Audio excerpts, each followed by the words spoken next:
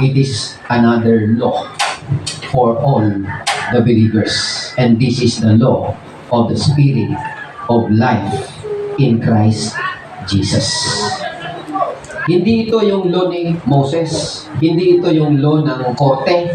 Ito ay law ng Espiritu ng buhay. Sa Tagalog, is batas ng Espiritong nagbibigay buhay. Kaya itong batas na ito, ito'y buhay na tinanggap natin. Kapag tinanggap natin si Kristo, tinatanggap, meron itong batas, mga kapatid, na nagbibigay buhay sa atin. At ito ay bunga ng pakikipag-isa natin kay Kristo. Binabanggit po yung pakikipag-isa. Hindi yung pakikipag-isa na pag meron kang nakikinig ng salita ng Diyos, nakikinig ka rin. Di ba? Nakikisa ka doon? Kapag may umaawit na para sa Panginoon, umaawit ka rin. Di ba pakikisa rin ang tawag doon? Nakikisa ka?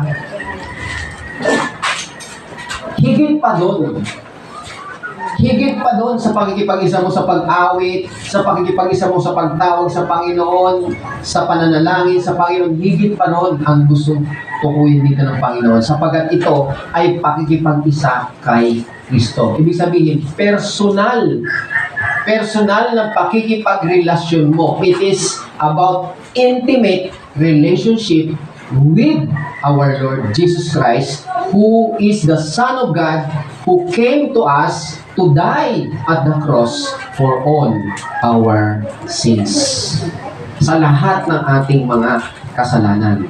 Kaya nga, mga kapatid, yan ang sinasabi dito sa Bible. Yan sabi sa Bible, sabi niya, the law of the Spirit of life in Christ Jesus has set me free. Nagpalaya sa iyan ang may kapangyarihang magpalaya sa atin sa batas ng kasalanan at ng kamatayan.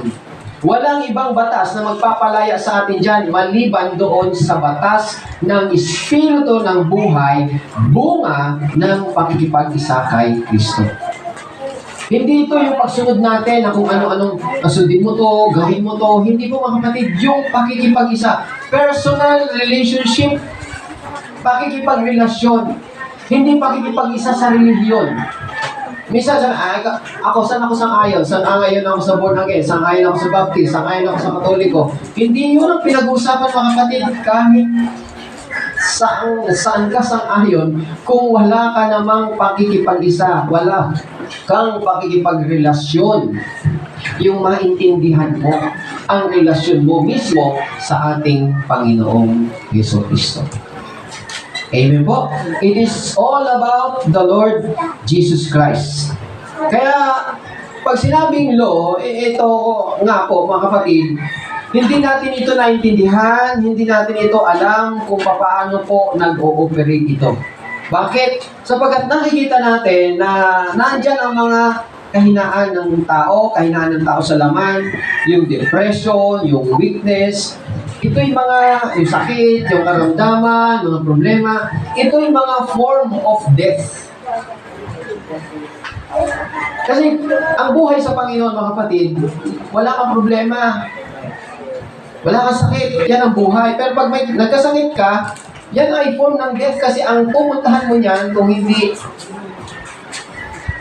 kamatayan, ang dulo niyan kamatayan. Kasi ang lahat ng kamatayan, ng problema, mga kapatid, pumasok dahil po sa kasalanan. Amen po?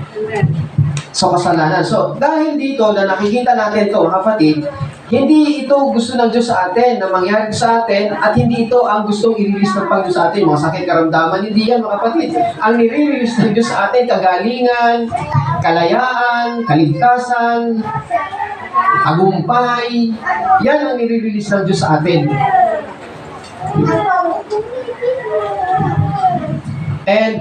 But all these things na negative na nakikita natin, ito ay dahil po sa ang tao po, ang unang tao ay nagkasala.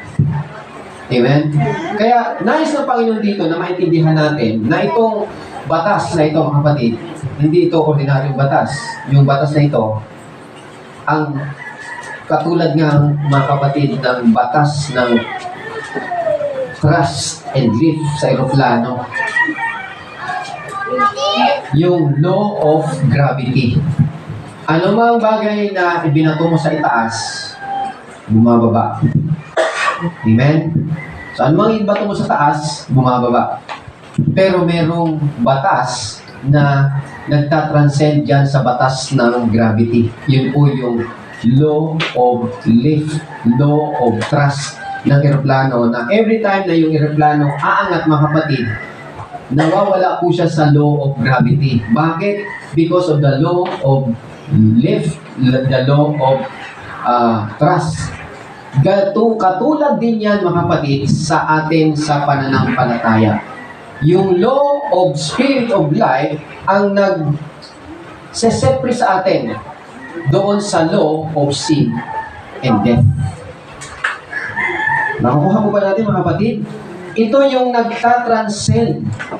Ito yung tumatagos doon sa law of sin and death. Yung law of spirit of life in Christ Jesus. Everyone say amen? So, ang Diyos, naglagay siya ng mas makapangyarihang batas. Mas mataas na batas, at ito yung mataas na batas kaysa sa law of Moses. Sa law of the Ten Commandments. Mas mataas ito. Ito ay law of spirit of life in Christ Jesus. Amen? At itong nilagay na ito ng Panginoon, the law of spirit of life in Christ Jesus, na nagsiset free, nagpapalaya sa atin mula sa batas ng kamatayan at ng kasalanan.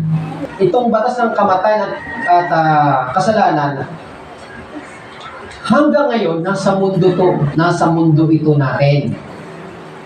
Nandyan yan, mga kapatid. Pero, ang gusto ng Diyos sa atin, mga kapatid, tayo po ay lumakad sa espiritu ng buhay kay Kristo.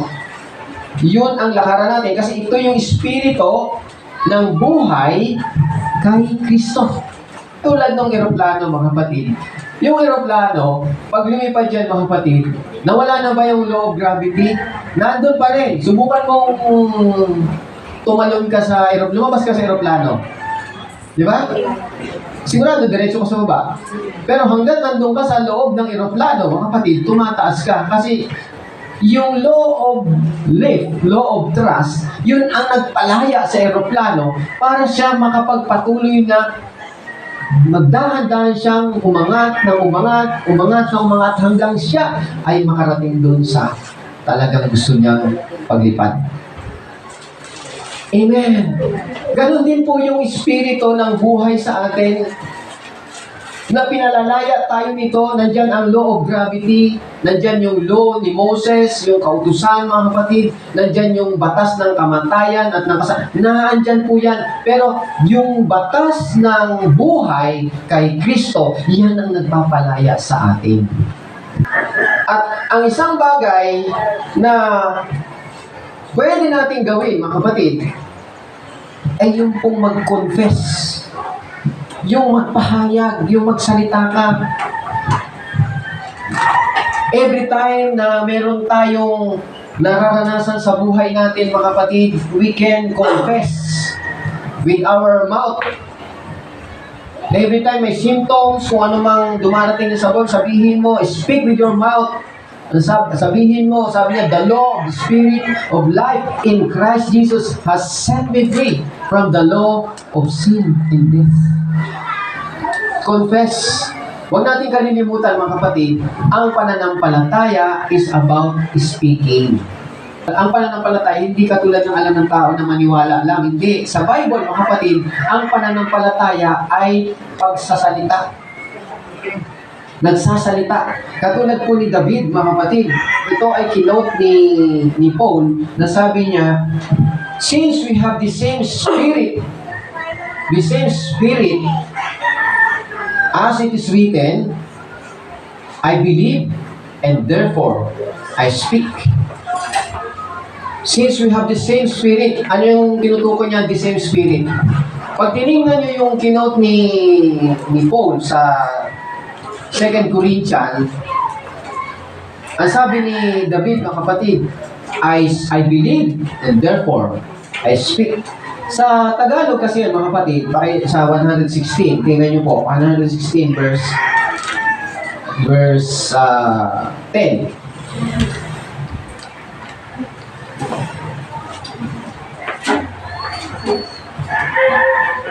I believe, therefore I have spoken. Ito po yung salita, ito po yung pinahayag ni David. I believe, and therefore I speak. Noong pa man, mga kapatid, ito na yung ginawa, yung sinasabi ni David. Sa Tagalog, sabi niya dito, mga kapatid, laging buhay ang pag-asa, patuloy ang pananalig. Bagamat ang aking sabi, ako'y ganap ng nalubig. Tingnan niyo, mga kapatid, di ba? Parang hirap intindihin itong Tagalog dito kung ito lang babasahin niyo. Sabi niya, patuloy ang pananalig. Tama. Amen.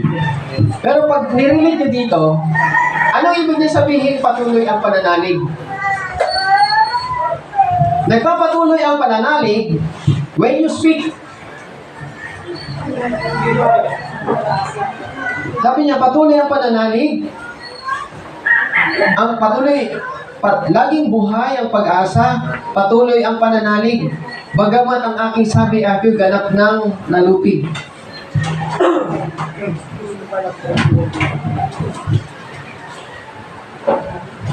Kung intindihin natin yung salita dito ni David, mga kapatid, ang nararamdaman niya, nalupig na siya. Ibig sabihin, mahina na siya, talo na siya, nalupig siya. Pero nagpapatuloy ang pananalig. Patuloy ang pag-asa. Laging buhay ang pag-asa. Ano yun? Sa English sabi niya, I believe, therefore I speak. Kahit ako mahina, I believe, therefore I speak. Ano siya sabi niya? Yung pangako natin sa kanya. Amen. Eto, tingnan natin yung paano in-interpret ni Paul yung sinabi ni David. 2 Corinthians chapter 4 verse 13. Sa English, we having the same spirit of faith, according as it is written, I believe and therefore I have spoken. Kami, sabi ni Pablo, having the same spirit of faith. Check, notice mga kapatid, yung pananampalataya ay espiritu.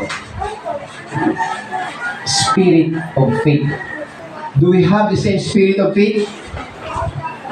Ano ba ang spirit of faith mo? Ano yung espiritu na nasa akin din? Same spirit. According to what is written, I believe. Therefore, I speak. According to what is written, I believe, and therefore I speak. Pag tinuloy natin yung basa, kaya sabi dito, tinuloy niya, we also believe, and therefore speak. Kami man ay naniniwala, kaya kami nagsasalita. The same spirit of David na naniniwala, kaya siya nagsasalita. Do you want to have the same spirit with David? Kung meron tayong the same spirit with David, you believe, therefore you also speak. Hindi mo pwede pambaliwalain yun na akala ng iba ang pananampalataya. Yes, faith comes by hearing. But when you believe, you should speak. Kasi ang sabi ng Panginoon sa Bible, with the heart, man believes. And with the mouth confession, man believe unto righteousness. But with the heart confession, unto salvation. Naliligtas ka dahil sa iyong bibig. Ganito po tayo naliligtas. ganito po tayo nagkakaroon ng pananampalataya. Ganito po din ang Diyos. Ang Diyos, mga kapatid, makinig tayo, walang gusto ang Diyos na makita hanggat hindi niya ito sinasabi.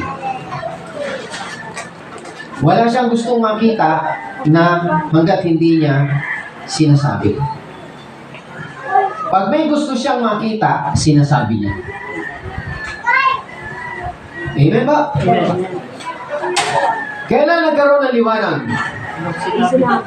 Nung sinabi. Walang liwanag. Pero nung sinabing magkaroon, nagkaroon. That's how God operates, even God. And we are made in the image of God. Nilikha tayong katulad ng Diyos. Kalarawan ng Diyos, kawangis ng Diyos. Kaya nga yan ay tinuturo sa atin ng Panginoon kung ano ang Diyos, ganun ka. Amen? Ganito po tayo nananampalataya. Katulad nito mga kapatid. We are made in the image, we are made in the same image of God. And ganito tayo na, kung ang Panginoon nananampalataya mga kapatid, nung sinabi niya magkaroon, nagkaroon nga. Ang sabi sa Ephesians, sabi niya, by grace, we have been saved through faith. Sa Tagalog yun, chapter 2, Ephesians, verse 8, dahil sa gagandahang loob ng Diyos, ay naligtas kayo sa pamamagitan ng inyong pananampalataya kay Kristo. At ang kaligtasan ito ay kaloob ng Diyos. Amen? So, kaya tayo naliligtas sa pamamagitan ng dahil sa gandahang loob, tayo po ay naliligtas at tayo po ay naliligtas through faith sa pamamagitan po ng pananampalataya. Tayo po ay iniligtas.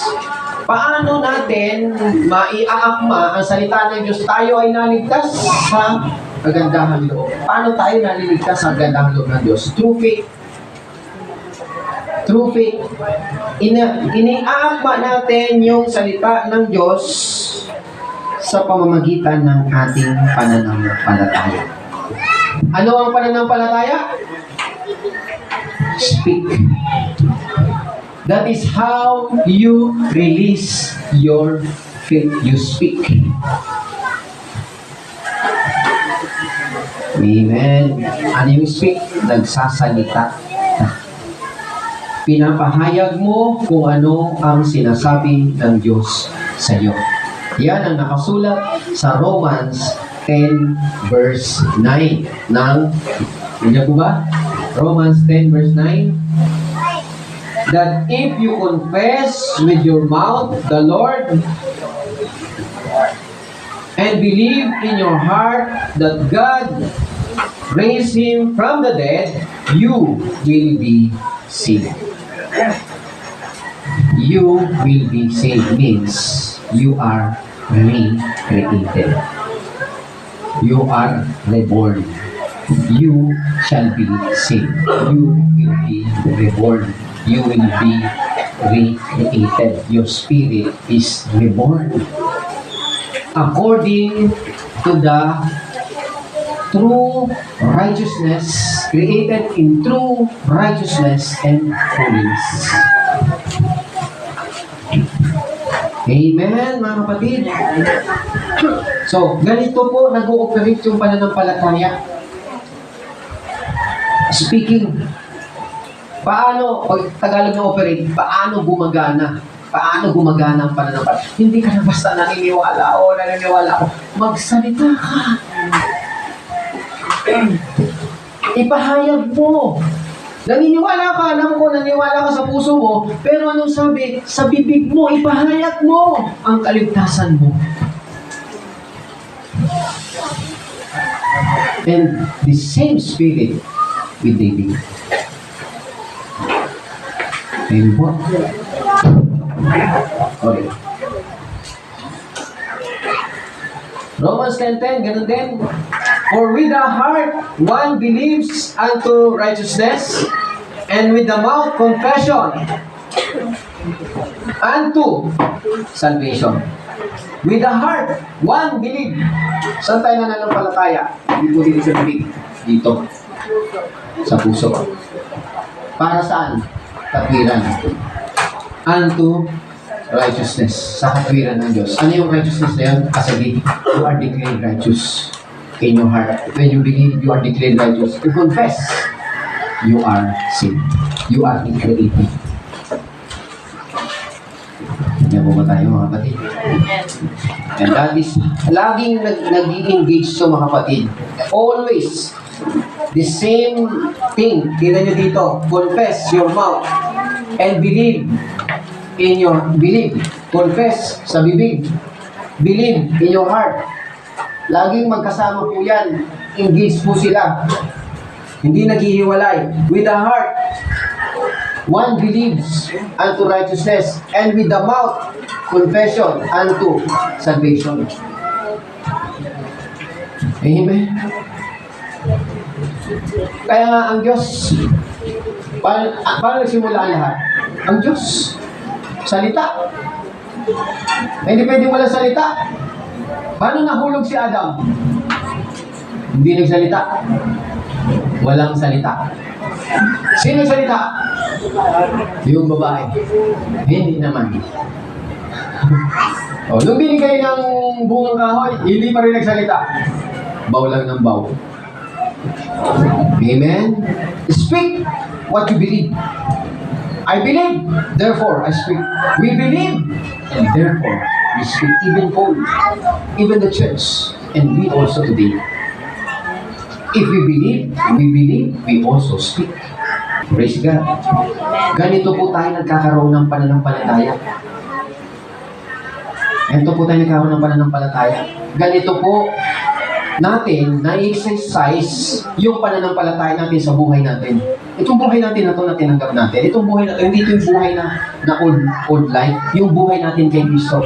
Kapag tayo ay may buhay kay Kristo, ang buhay natin, ini-exercise natin ang pananampalataya. Paano natin na-exercise ang pananampalataya? Speak. And that is how we have faith. And that is how we release faith. Nare-release ang pananampalataya mo kapag sinasabi mo. Nare-release po yan. Amen? So, maunawaan natin how the law of the Spirit of life in Christ has set me free from the law of sin and death. Kailangan, mga kapatid, na alam natin na tayo, ngayon mismo, ngayon, now, na tayo po ay na kay Kristo na. Alam niyo po ba na kay Kristo na po kayo? Dapat alam natin. Tayo po ay na kay Kristo na. Kung hindi niyo alam, sasabihin ko sa inyo, tayo po ngayon ay na kay Kristo na. At tayo po ngayon ay na kay Kristo at naroon we are solid in Christ. Kung mayroong solid Duterte, mas solid tayo kay Kristo. Yung iba nagpapaka-solid kay Duterte, di ba? Yung iba naman solid kay Marcos. Tama? Tayo, hindi tayo solid sa kanila. Solid tayo in Christ. Amen? Why? Because ito ang lugar, ito yung space na ibinigay sa atin ng Diyos. Ito yung space, mga kapatid, na ibinigay sa atin ng Diyos para mag-transcend tayo sa law of sin and death. Sin and death sa pamamagitan ng Espiritu ng buhay. Ganito po tayo lalaya. Ito yung space na ito yung lugar na to in Christ. At ang Diyos, mga kapatid, kahit kailan ay hindi po tayo titingnan na hiwalay kay Kristo. He never see you apart from Christ. Never. Because you are now in Christ. God put you there. God put us there. Where? In Christ. That is the place. Kaya nga, in Christ. Sa Tagalog. Kaya mahirap sa Tagalog. Hindi ko minamaliit yung Tagalog, mga kapatid. Pero mas naroon nakikita yung revelation sa hindi man exactly yung Greek word o Hebrew word, pero yung English. Di ba? Kay Kristo. O pag sinabi kay Kristo, na kay Kristo ka lang. Pero yung in, the word in Christ, lugar po yan. Lugar kay Kristo. And as I said, mga kapatid, God never see us apart from Christ because God sees your identity from now on. The day you receive the Lord Jesus Christ, tinanggap niyo ang ating Panginoon si Kristo, mga kapatid, tinitingnan ikaw ng Diyos o nakikita ka ng Diyos yung iyong identity always and never outside Christ. Always in Christ and never outside, but always in Christ, in that place. Amen. At kung ano man ang nangyari kay Kristo, mga kapatid, kung ano man ang nangyari kay Kristo, ay whatever happened to Christ, mga kapatid, also happened to you. Amen? Amen? Amen. Noong si Kristo ay namatay, ano nangyari kay Kristo? Di ba siya namatay? Amen? Because you are in Christ, nung namatay si Kristo, ang sabi ng Panginoon, namatay ka na rin kasama niya. Noong si Kristo ay inilibing, ang sabi ng Diyos, inilibing ka na rin kasama niya. Noong si Kristo, diba, namatay, inilibing, at nung siya ay nabuhay, mga kapatid, mula sa patay, binuhay ka rin kasama niya. Amen? At nung siya ay pinaupo sa kanan ng Diyos, ikaw rin ay pinaupo kasama niya. That is in Christ. Kung nasa ng Panginoon ngayon, naroon ka. Kung nasa kanan siya ng Ama, naroon ka. Kaya nga ang tawag, ang sabi ng Panginoon, you are the righteousness of God in Christ. I am the righteousness of God in Christ. Amen? When He was crucified, you were crucified. When He died, you died. When He was buried, you were buried with Him. When God raised Him from the dead, you were raised together with Him. When God made Him sit at His right hand, you sit together with Him. And that is our place today. Yan ang lugar. Yan ang lugar na kung saan solid na yan, mga kapatid, na tayo po ay na kay Kristo. At tayo po ay Kristo magpakailanman. Hindi na mababago yan. Wala namang magtatanggal sa inyo yan. Bakit? Kasi hindi ikaw ang naglagay dyan sa'yo. Ang Diyos ang naglagay. Ano mang inilagay ng Diyos, huwag tanggalin ng tao.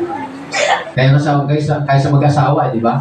Ano mang pinag-isa ng Diyos, huwag paghiwalayin ng tao. Tayo ay pinag-isa kay Kristo, huwag paghiwalayin ng sino mang tao. Maging ng demonyo, walang makapaghihiwalay sa iyo sa harapan ng Diyos. You are forever in Christ. Hindi po tayo nandun sa lugar ngayon with our effort na tayo naging mabuti. Hindi mo pwedeng ilagay. Kung gusto mo, effort mo, di sana namatay ka rin. Di ba? Effort mo yun. Wala ka namang effort. Nung namatay si Kristo, mga kapatid, hindi ka naman namatay. Tama? Pero ang Diyos, inilagay ka doon sa pwesto na yun. Sa mata ng Diyos, sa isip mo, dahil hindi mo alam yon, wala kang alam doon, mga kapatid, hindi mo rin kayang gawin yon, pero sa mata ng Diyos, when His Son died on the cross, you died with Him. When He was crucified, you were crucified with Him. Sa mata ng Diyos, yun. Yun ang gusto ng Diyos. Hallelujah. Ang totoo, mga kapatid, sabi nga sa 1 Corinthians 1 verse 30, 1 verse 30 ng 1 Corinthians, sa Kanya nagmula ang buhay na taglay ninyo dahil sa pakikipag-isa ninyo kay Kristo Jesus na siyang ginawang karunungan natin. Sa pamamagitan din niya, tayo ay itinuring na matuwid, ginawang banal at iniligtas ng Diyos. oh, amen. Amen. Kaya sabi dyan, mga kapatid, sa English, but of Him, you are in Christ. Of Him, sino yun? Gawa ng Diyos yun. God's doing yung of Him. You are in Christ. Sa Tagalog, gawa ng Diyos na tayo ay na kay Kristo. Gawa ng Diyos yun. Hindi yun basta naisip lang natin. Hindi po, mga kapatid. If you believe, speak. Tama po ba? Amen? So, ang sabi ng Panginoon dyan, mga kapatid, lahat ng ito, ano sabi dito? Sabi niya, tayo ay kay Kristo, who of God, mula sa Diyos, ginawang wisdom. Si Kristo, tayo ay na kay Kristo. So, tatagulugin natin, mga kapatid, of Him. Sabi niya, who of God. Yan. Who of God. Mula sa Diyos, ginawang wisdom po natin siya. Tayo ay nilagay kay Kristo dahil sa Diyos. At mula sa Diyos, si Jesus Christ, ginawang wisdom po natin, ginawang katwiran po natin, ginawang kabanalan natin, ginawang katubusan po natin. Lahat ng ito, si Kristo. Lahat ng ito, siya sa buhay po natin. Lahat. Lahat ng ito, mga kapatid. At ang lahat ng ito ay dumarating sa buhay natin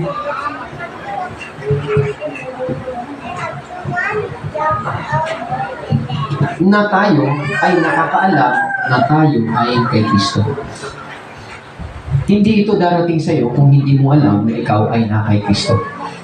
Dumarating to sa atin, ano yun? Siya yung wisdom.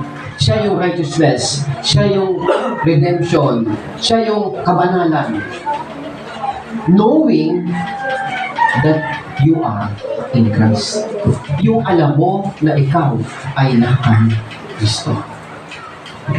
Nakukuha mo ba natin, mga kapatid? Knowing na tayo ay naka Kristo, at doon sa lugar na yun, mga kapatid, yung lugar na tayo ay naka Kristo, nandun lahat ng blessing. At doon sa pamagitan noon, dinatanggap natin lahat ng blessing ng Panginoon in Christ Jesus.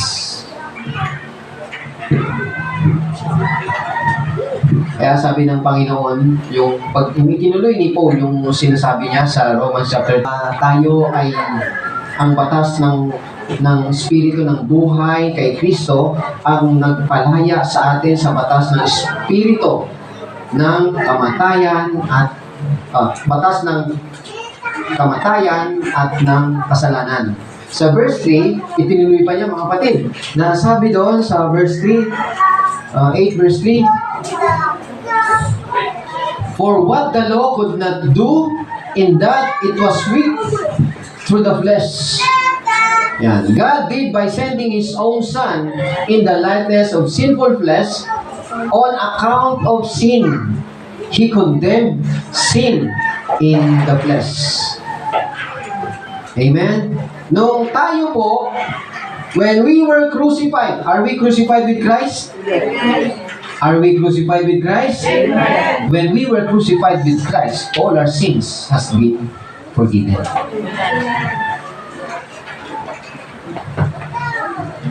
All our sins are forgiven through the blood of Jesus.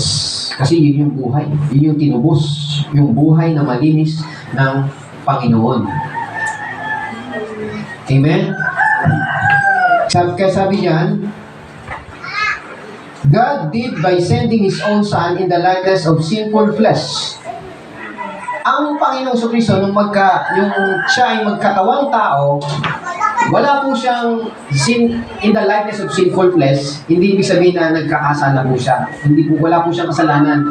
Pero in the likeness of sinful flesh, yung tao, yung nakikita mo siya yung tao, as in tao, pero hindi po siya nagkakasala. Wala po siyang kasalanan. Amen? In account of sin. Sabi niyan, in account of sin. Ibig sabihin, naparito ang Panginoon, hindi siya nagkasala, at walang influence. Makinig tayo mga kapatid, walang way na ang kasalanan ay manukso sa kanya kasi walang bagay na tutuksuhin sa kanya para magkasala siya. Wala. Ang tao meron. Ang tao nagkasala. Si Jesus Christ, nung magkatawang tao, wala pong kasalanan, malinis po siya. Hindi po siya nagkakasala. Pero siya ay namatay para sa kasalanan. Siya ay naging kasalanan ng dahil po sa atin. Wala siyang kasalanan, pero dahil sa kasalanan natin na inilagay ng Diyos sa Kanya, amen, yung lahat ng sinful nature ng tao, yung lahat ng old nature ng tao, mga kapatid, yun ang inilagay kay Kristo at yun ang namatay kay Kristo. Yung sinful nature natin, yung old nature natin, namatay na po nung namatay si Kristo, kasama po tayo. Yung nature natin, yung sinful nature, patay na po yun doon sa katawan ni Kristo. Nung tayo po ay namatay. At yun ay tayong lahat ay napatawad na sa lahat ng ating mga kasalanan. Ang ginagawa natin ngayon, mga kapatid, ang ginagawa natin na ngayon, yung kasalanan, gawa po yun. Hindi tayo naging makasalanan dahil sa gawa natin. Naging makasalanan tayo dahil sa kasalanan ni Adam. Kaya tayo gumagawa ng kasalanan dahil tayo po ay makasalanan. Kaya yung gawa na yun, mga kapatid, yung gawa na yun, yun ang ginagawa ng tao. At lahat ng gawa ng kasalanan ngayon, mga kapatid, ay pinatawad na doon sa krus when we were crucified with Christ. Amen? Kaya nga, sin.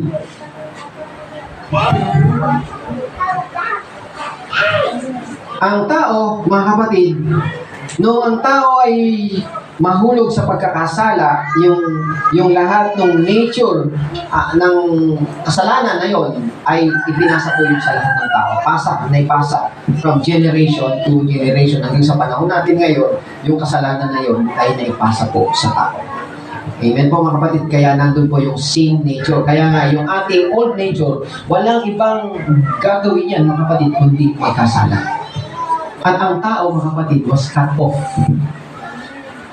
Nagkaroon ng anak si Adam, is already cut off. Nakayo mo ba, mga kapatid? Cut off, hiwalay na po siya sa Diyos. Kaya lahat ng ipinanganak, hiwalay sa Diyos. Intindihan po ba natin, mga kapatid? So, ano pong nangyari, mga kapatid? Inilagay tayo ng Diyos kay Kristo noong si Jesus Christ ay naging sin offering at the cross. Siya ang naging sin offering. Siya ang naging sin sacrifice. Siya ang sin sacrifice. Tayo, inilagay niya tayo doon kay Kristo. Yung ating, ano nilagay doon? Hindi yung ating katawan na to, kundi yung sinful nature, yung old nature ng tao, yung old man, na walang ibang ginagawa yan kundi yung gawa ng tao na siya ay hiwalay sa Diyos. Tama po ba, mga kapatid? Amen? Inilagay tayo kay Kristo, yung sinful nature, and dahil doon kay Kristo, mga kapatid,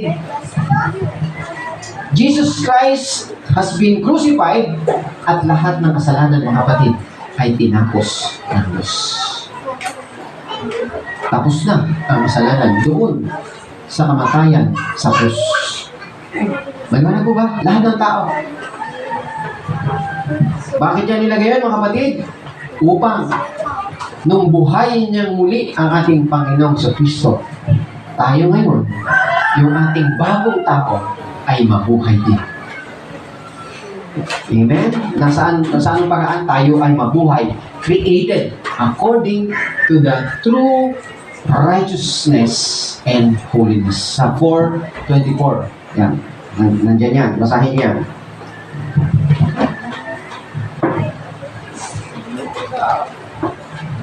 But of him are ye in Christ,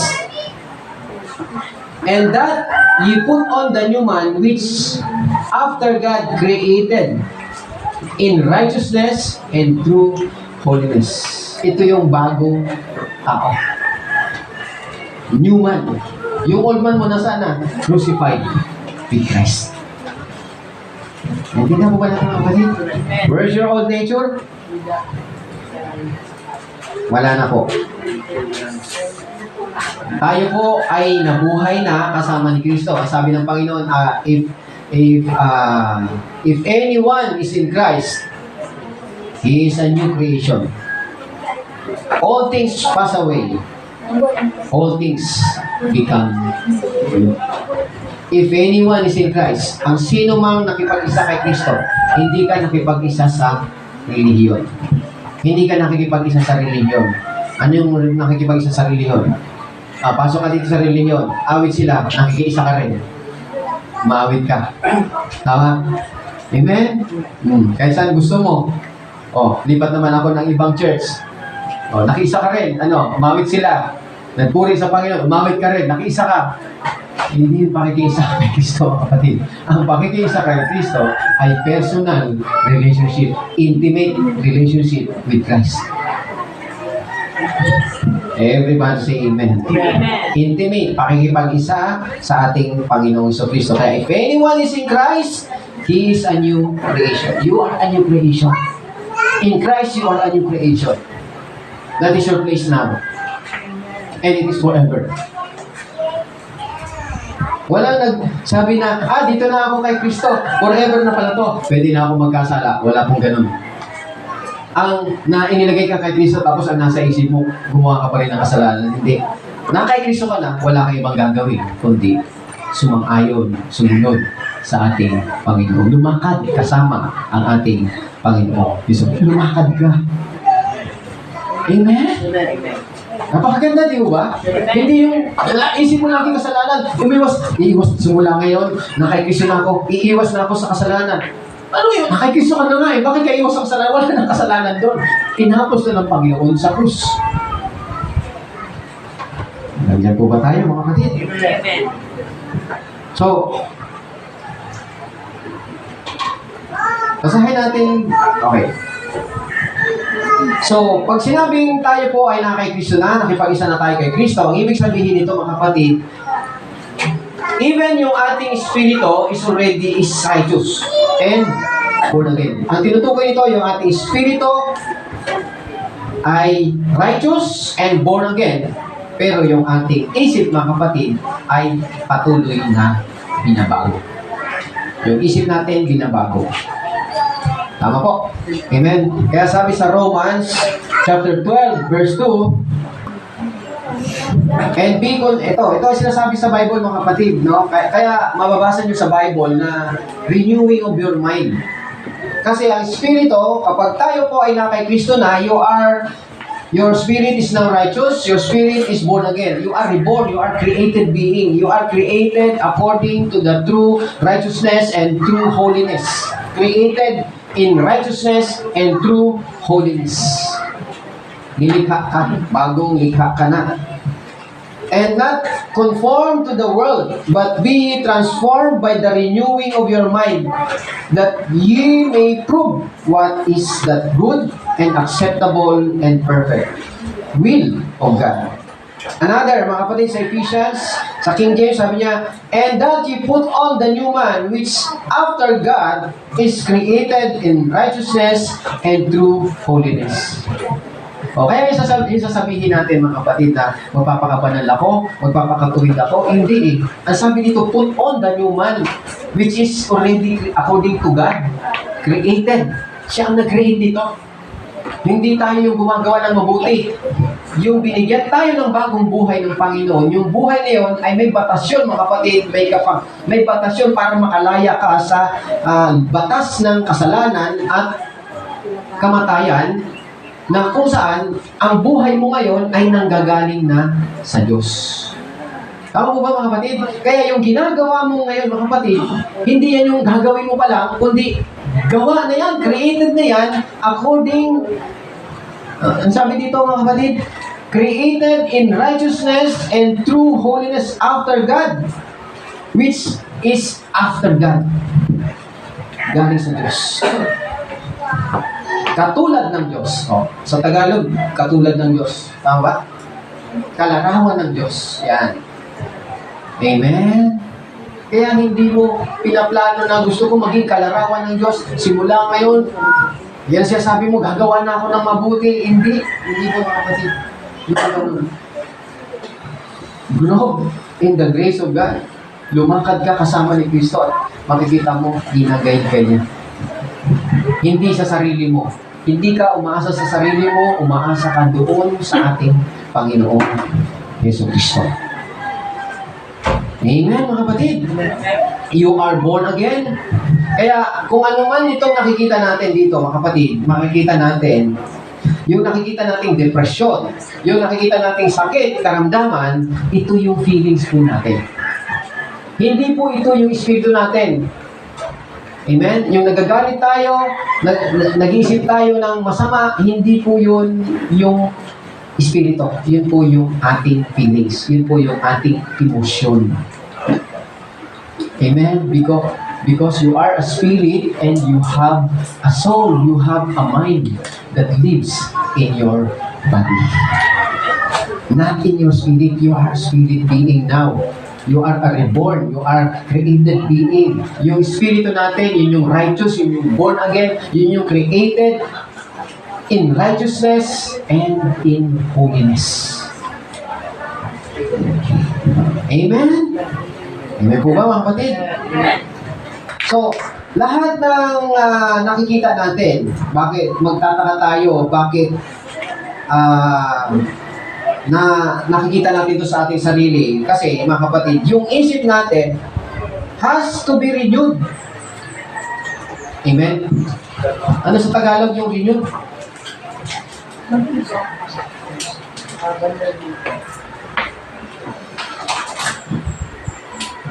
Ephesians 4:24.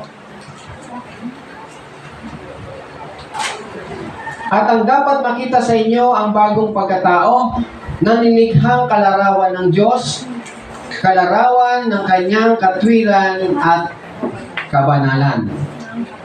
Sa 23, pagbago na kayo ng diwa at pag-iisip. Dito tayo mga kapatid, yung pagbabago ng diwa at pag-iisip. Renew the spirit of your mind. Renew the spirit of your mind. Saan natin binabago? So, kailangan, nasabi dito sa Bible mga kapatid, tayo ay nilikha ng bago kalarawan ng Diyos. Nilikha na tayo kalarawan ng Diyos. Yung espiritu natin, born again na, recreated being na mga kapatid. Pero yung mind natin, kailangan mabago. Mabago. Sa paanong paraan mga kapatid? Mabago ka doon sa kung anong naganap sa atin kay Kristo.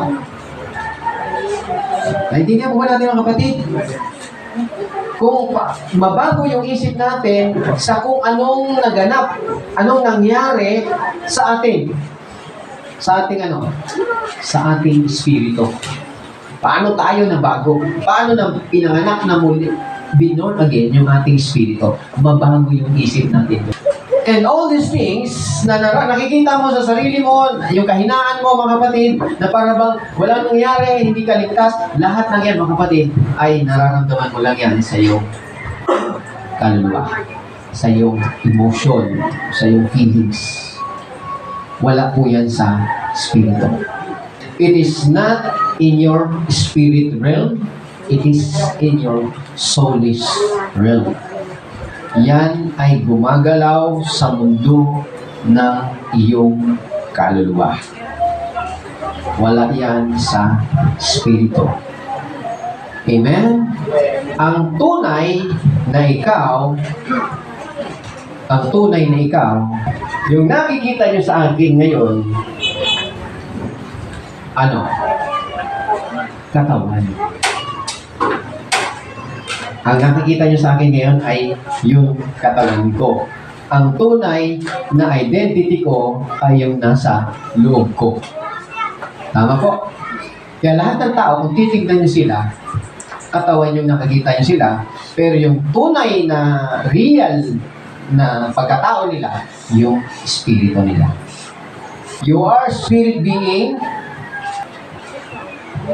We live in a body. Because God made us in His image. Nilikha tayo na ang Diyos. Ang Diyos, katawan ba siya? Ay, hindi natin makita ang Diyos. Bakit? Kasi ang Diyos, Espiritu. Tama? Yung laman, yung katawan, nakikita natin. Pero yung totoong ikaw, hindi mo nakikita. Yung totoong ako, hindi nyo nakikita. Nasa loob. Tama po, mga kapatid. At ang Diyos, hiningahan ang tao para siya ay maging living soul. Amen. Nilikha ng Diyos ang katawan ng tao mula sa alabok, mula sa lupa. Inanyuan ito, alabok ito. Pero ang totoong tao, ang totoong Adam ay hindi yung alabok. Hindi yung nilikhaan ng naalabok. Hindi yun si Adam yun, mga kapatid, pero ang tunay na Adam ay tingnan nyo, galing sa alabok yun, tama ba? Ang totoong Adam, yung hininga ng Diyos na ibinigay sa tao. Yun ang totoong Adam. Kaya nga ang tao ay mayroong espiritu ng Diyos. That's why man is a spirit. At kahit anong gawin sa tao, mga kapatid, because he is a spirit and he is made in the image of God, ang tao, kahit hindi siya born again, kahit hindi siya napatawad sa kanyang mga kasalanan, mga kapatid, siya ay mananatiling buhay magpakailanman. Maaring sa langit o maaring sa impyerno. Dalawa lang ang pupuntahan ng tao. Langit o impyerno. Kaya yung buhay ng tao, hindi ito ang katapusan. Umpisa pa lang ito. Malalaman mo ngayon kung sa langit ka o sa impyerno. Tama po ba? Pero sa atin, pinapaalam na sa atin kung saan ang punta natin. But because we are in Christ. At kung saan naroon ang Panginoon, talagang natin Panginoon. Kung saan naroon ang Panginoon, naroon tayo. Amen. Naparito ang Panginoon, He was crucified, you are crucified with Him. He died, you died with Him. He was buried, you are buried with Him. And when God raised Him from the dead, you are raised together with Him. And God made Him sit at His right hand, and God made Him sit together with you at His Father's right hand. So right now, that is our new place. We are seated at the right hand of the Father. Yun ang ating spirito. Yun ang buhay. Yun ang batas ng buhay na nagpapalaya sa atin sa batas ng kasalanan at ng kamatayan. Kaya ang tao, malalaman natin, mga kapatid, nung ang tao ay namatay o ang tao ay nagkasala, maunawaan natin na ang tao namatay spiritually. Spiritually. Tama po, nasabi ng Panginoon, mga kapatid, nung siya ay sinabihan ng Panginoon, sabi niya, huwag kang kakain ng bungang kahoy nito, bunga ng mabuti at masama. Kapag kumain ka nito, tiyak, mamamatay ka. Pero nakita natin, ang tao hindi namatay. Physical. Tama? Sapagkat ang tao namatay spiritual. Ang sabi in Hebrew, dying, you shall die. Dying, you shall die. Ibig sabihin, mga kapatid, you die spiritually, and later on, you will die physically. Kaya lahat ng tao, dying spiritually. Died spiritually. Dahil kay Adam. And they will die later on physically. Paano mangyayari yun? Ang tao, tatanda. Nung pumasok ang kasalanan, pumasok po ang kamatayan, at ang kamatayan ay nangyayari kapag ang tao nagkasakit, na-aksidente. Di ba tama? Kasakit, aksidente, o kung anong nangyari sa kanya hanggang sa siya ay mamatay. Ang kamatayan, yan ang pinaka-final na sitwasyon ng tao. Destiny, final destiny, kamatayan. Yan ang dulo, hangganan. Pero ang dulo natin, walang iba, ang ating Panginoon sa Kristo. Nandun na po tayo kay Kristo. Nasa si Kristo, naroon sa kanan ng Diyos. And you are in Christ. Hallelujah. Praise God. Ibig sabihin, mga kapatid, kapag sinabing namatay spiritually, it means si Adam, no more consciousness and wala na siyang consciousness at hindi na siya nagre-respond sa Diyos ng kung anong nais ng Panginoon na i-respond niya. He's cut off, spiritually dead, tama? Spiritually dead, cut off ka spiritually, so ang natirang buhay niya ay ang buhay niya sa physical at ang kanyang kaluluwa. May body ka, so nakatira siya sa katawan, kaya meron siyang kaluluwa. Tama? May kaluluwa siya. Ano yun? Yung kanyang mind. Yung kanyang emotion. Doon siya nabubuhay. Kaya meron pa rin siyang karunungan, pero yung espiritu niya, hiwalay. Hindi na siya nag-respond katulad ng nais ng Diyos. At ang Diyos, ayaw niya na ang tao ay ilid ng kanyang katawan o ng kanyang isip. Sabi ng isip, tama to. Ito ang gagawin ko. Maganda, di ba? Kasi naisip mo, ito ang tama. Maganda to. Ito ang gagawin ko. Tama naman, di ba ba? Pero don't rely on that tama. Kasi isip mo lang yun. Ang isip mo, minsan tama, minsan mali. Hindi perfect. Ganon din yung katawan natin. Ayaw ng Diyos na tayo ay i-lead ng ating katawan. Ayaw ng Diyos na i-lead i-lead tayo ng ating kaluluwa. Ang gusto ng Diyos sa tao, i-lead siya ng kanyang espiritu. Nandiyan po ba tayo? I-lead tayo ng ating espiritu. And the soul must submit to the spirit. Spirit is higher than the soul. Spirit, soul, and body. The soul is subject to the spirit. Mayroong mga tao, mga kapatid, na nililid sila o sinusunod nila yung kanilang isip.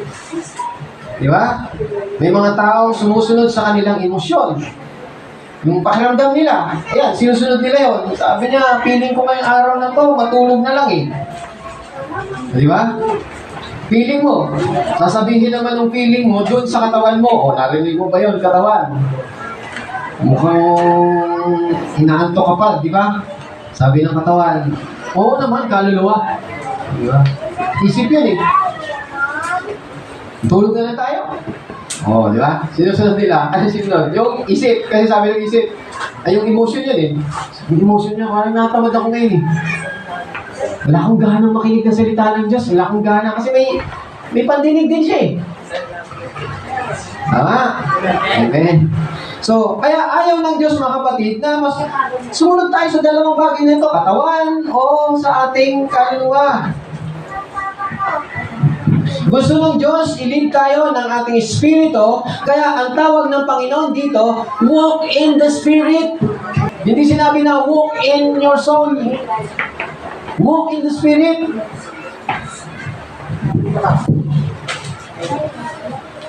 Amen? Gusto niyo lumakad sa Espiritu, mga kapatid? Amen. Yun ang pag-aralan natin ngayon. Paano tayo lalakad sa Espiritu? Una, sinabi ni Paul dito sa Bible, the law or the Spirit of life has set you free from the law of sin and death. And then it goes on, sabi ni Paul, sabi niya, sin, he condemns sin in the flesh. So, kinondemn niya yung kasalanan doon sa laman. Kailan nangyari yun? Nung namatay si Kristo sa krus. Dahil ang kautusan, hindi kayang gawin yun. Ang kautusan will not bend. Ang kautusan is righteous, perfect, holy. But it cannot make you holy. It cannot make you righteous. Kahit sumunod ka niyan, it cannot make you righteous. Kasi ang kautusan hindi binigay para maging righteous ka. Ang kautusan ibinigay, mga kapatid, para malaman mo na wala kang magagawa. Hindi mo kayang sumunod, hindi mo kayang maging matuwid sa harapan ng Diyos sapagkat ang tao ay nagkasala. At kailangan ang tao, ang kabayaran sa kasalanan ay kamatayan. Kung nagkasala ka, patay ka. Walang ibang ibabayad sa kasalanan kundi ang kamatayan. Amen? Kaya naparito ang ating Panginoon Kristo para siya ang mamatay. Kaya sabi dyan, mga kapatid, ito sa susunod na mga linggo, mapag-aaralan natin na to, na si Jesus Christ, mga kapatid, pumasok doon sa kabanal-banalan, taglay ang kanyang sariling dugo. Hindi dugo ng hayop, hindi dugo ng kung anong hayop na yan, o baka, o kambing, hindi dugo, kundi mismong dugo ng ating Panginoong Jesucristo. There is only one blood that can make you clean, not the blood of bulls. Hindi dugo ng hayop, ng kambing, o anong dugo, mga kapatid, dugo mismo ng ating Panginoong Jesucristo. Bakit? Sapagkat ang dugo ng Panginoong Jesucristo ay dugo ng anak ng Diyos, na ibig sabihin yung dugo niya, mga kapatid, ay merong yung redeeming value ng dugo ng Panginoong Jesucristo, mga kapatid, na naghuhugas ng kasalanan, hindi lamang dugo ng past, kasalanan sa past, sa present, sa future, kundi past, present, and future. Yun ang dugo ng Panginoon. Ang tawag yun is the eternal blood of our Lord Jesus Christ. Yung dugo ba ng hayop, eternal? Hindi. Kaya nga, ang naghahandog ng dugo ng hayop ay naghahandog taon-taon. Bakit? Nag-i-expire. Kaya yung handog nila doon taon-taon, paulit-ulit. Bakit? Hindi naaalis ang kanilang kasalanan dahil sa paghahandog ng dugo. Kinakailangan ng dugo na malinis galing sa Diyos. Kaya ang Diyos, dahil sa pag-ibig ng Diyos sa sanlibutan, ibinigay niya ang kanyang bugtong na anak upang siya ang mamatay para sa kasalanan. Kaya si Jesus Christ bilang anak ng Diyos, nabuhay dito, naging tao, hindi para mabuhay, kundi siya ay naging tao para mamatay. Tayo nilikha dito para mabuhay. Pero si Jesus Christ na nilikha o naparito para mamatay sa ating mga kasalanan. Siya ang handog. Palakpakan natin. Siya ang perfect sacrifice. Walang iba. Ang ating Panginoon sa Kristo. Kaya kinakailangan makilala mo ng gusto ang nagligtas ng buhay mo, ang nagbayad ng kasalanan mo. Magkaroon ka ng intimate relationship sa ating Panginoon sa Kristo. Sabi niya, ang sino mang nakipag-isa, pag sinabi nakipag-isa, hindi ka nakikiisa lang sa pagkanta. Wala akong against dyan. Kasama ninyo ako dyan. Wala pong kwenta yung kasama ka. Yung ikaw, tinanggap mo si Kristo.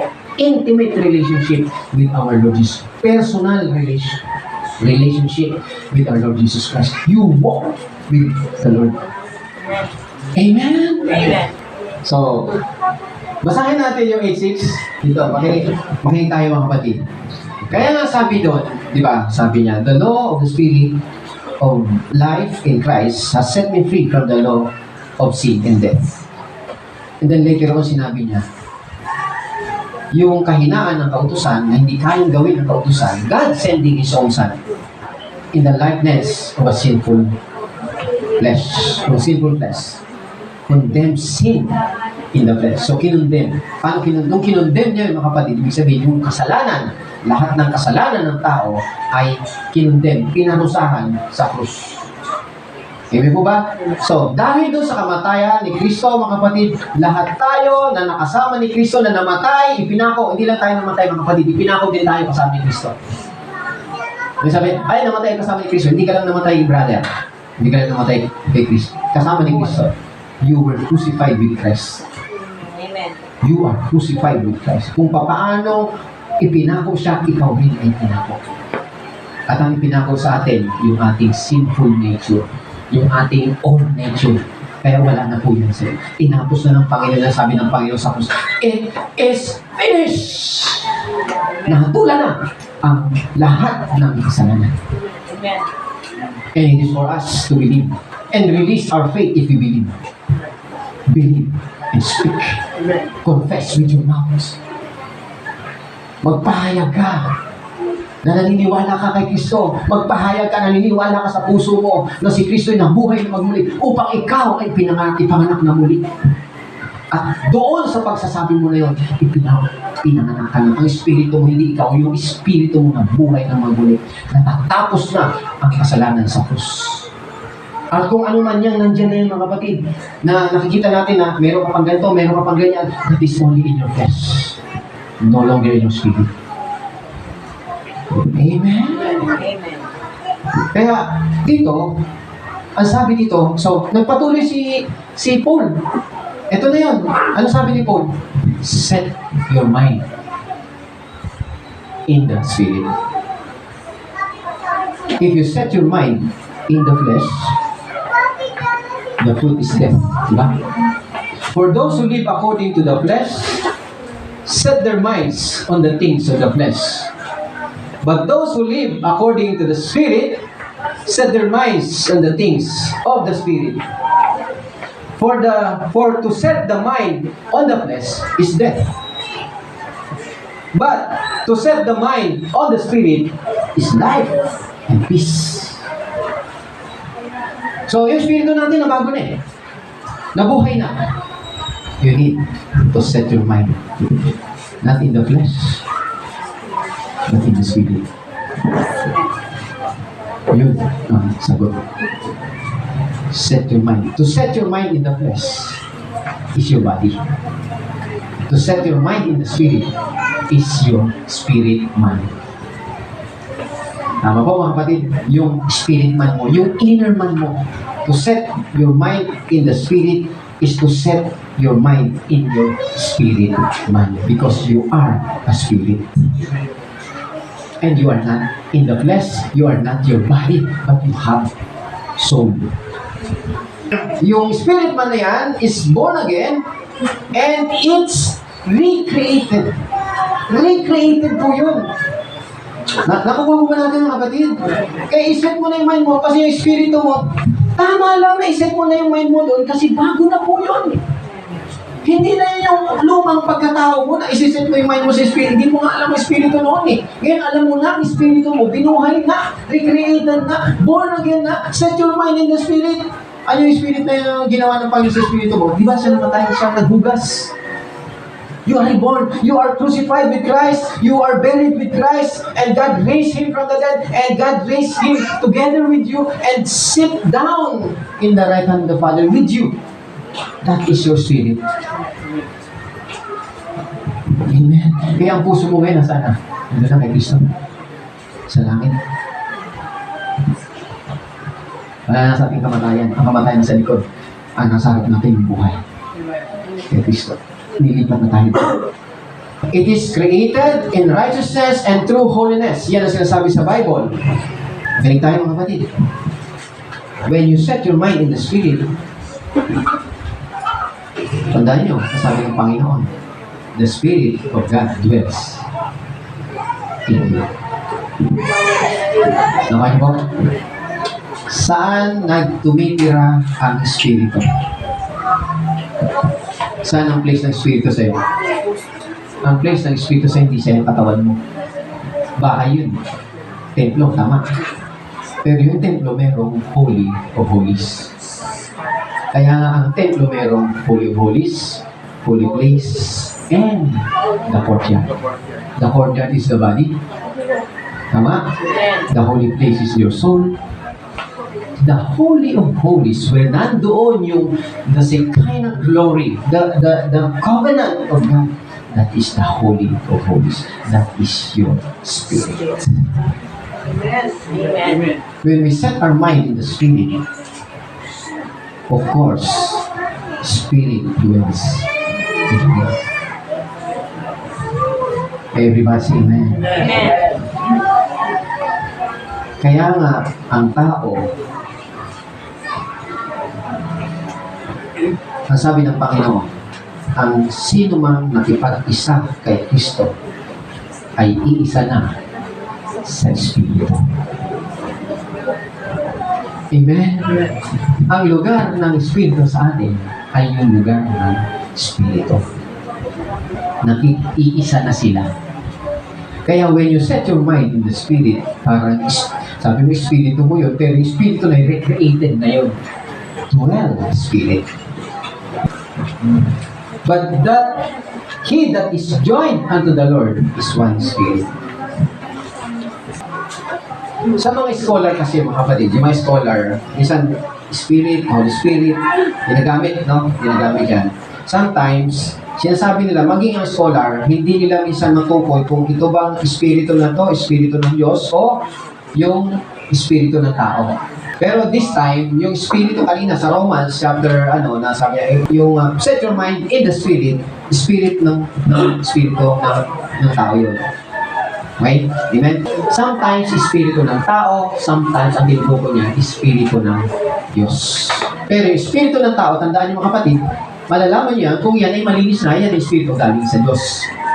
Tama po? Amen?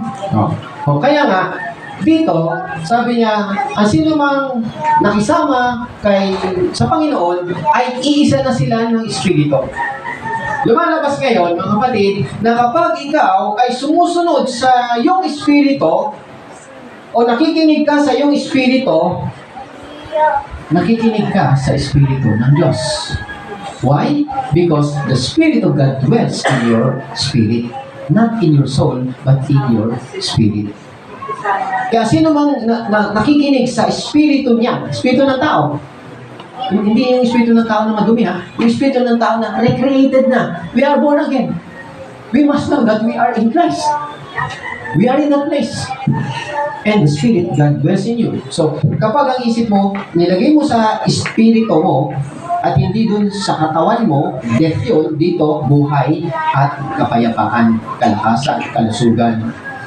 Nakikinig ka na sa Espiritu ng Diyos. Espiritu ng Diyos na yung napapakinggan mo. Parang sa magulang, di ba? Ang magulang, di ba, pinag-isa sila ng Diyos. Tama?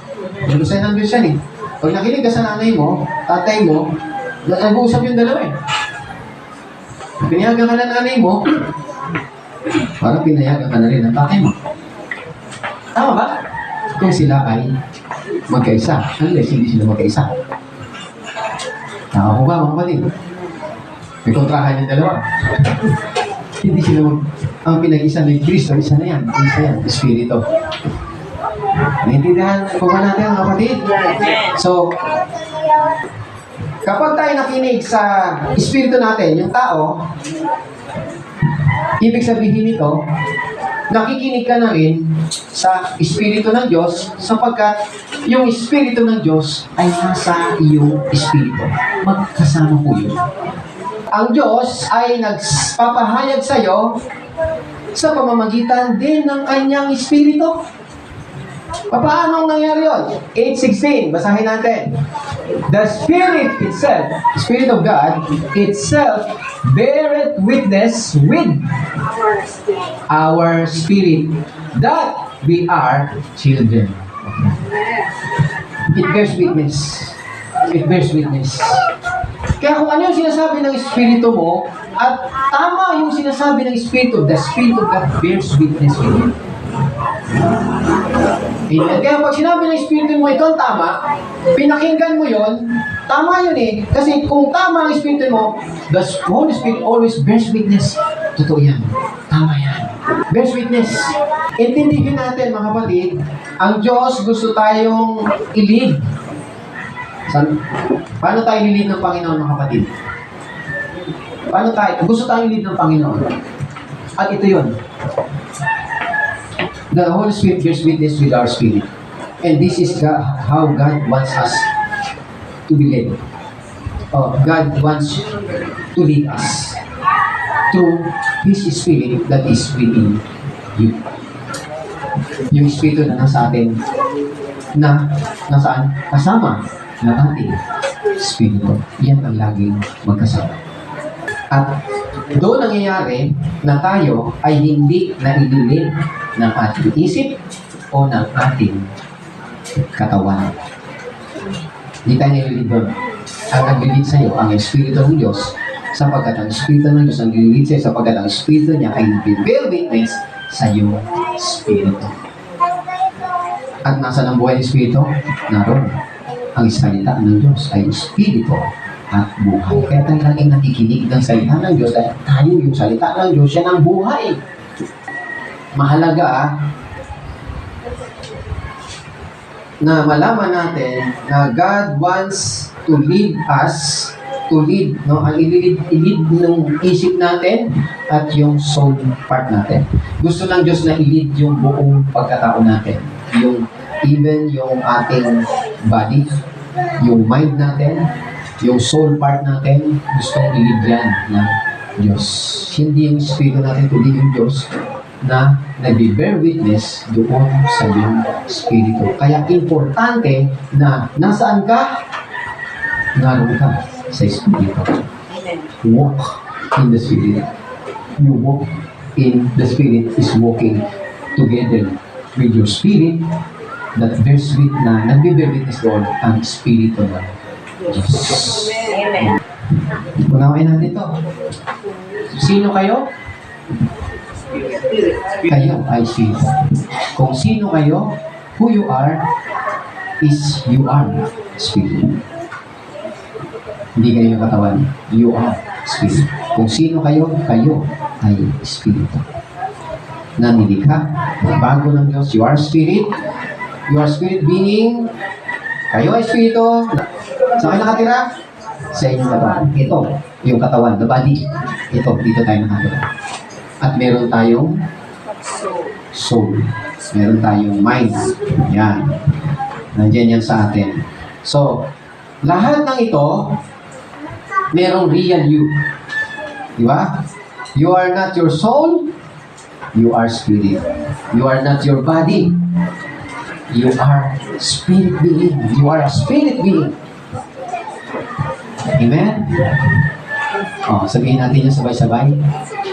I am spirit. I am spirit. Oh, buong buo yun, mga kapatid. Solid yun. I am spirit. I am spirit. Oh, I have soul. I have soul. And I live in this body. I live in this body. I am not the body. I am not the soul. I am a spirit. Amen. Amen. Live as is. Amen.